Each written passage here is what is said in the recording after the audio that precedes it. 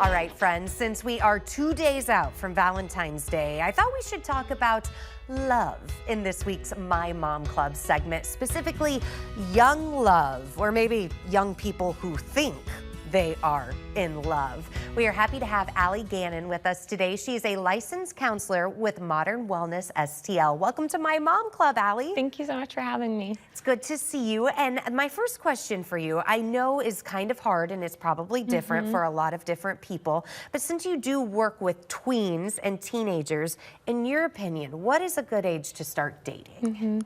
I definitely think that's a question that I'm getting from a lot of parents. They want to know what's the age, and I think that it really can depend on your child and where they're at developmentally. You know, you might start to see it in middle school, or you might start to see it more in high school.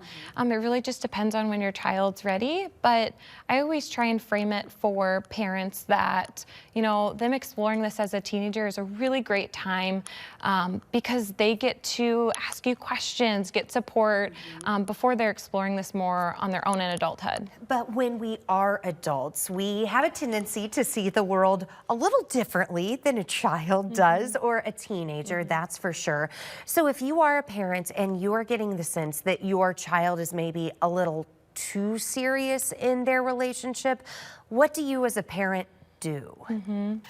I definitely think that teens can have some challenges regulating their emotions, and that's going to show up in relationships. So that really intense feelings, serious relationships sometimes can happen. And so I would recommend exploring boundaries with your kid. I would talk with them what feels healthy for them, you know, how much time they want to spend with the person they're dating, how are they balancing friendships, how are they spending time doing clubs or homework, those kind of things. So boundaries are good. Let's talk about red flags. What are some red flags we should be looking for potentially in our children's relationships?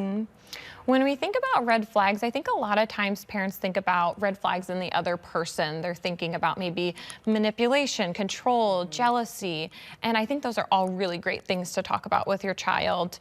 I would say looking out for red flags of how the relationship is affecting your child can be really good.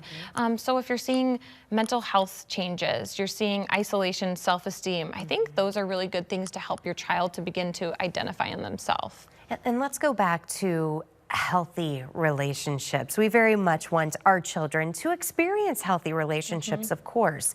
How do we as parents model that at home and show those healthy boundaries to them as well? Yeah, I definitely think that we can model it with our spouse, we can model it with family, we can model it with friends, coworkers, even in our relationship with them, we can model those.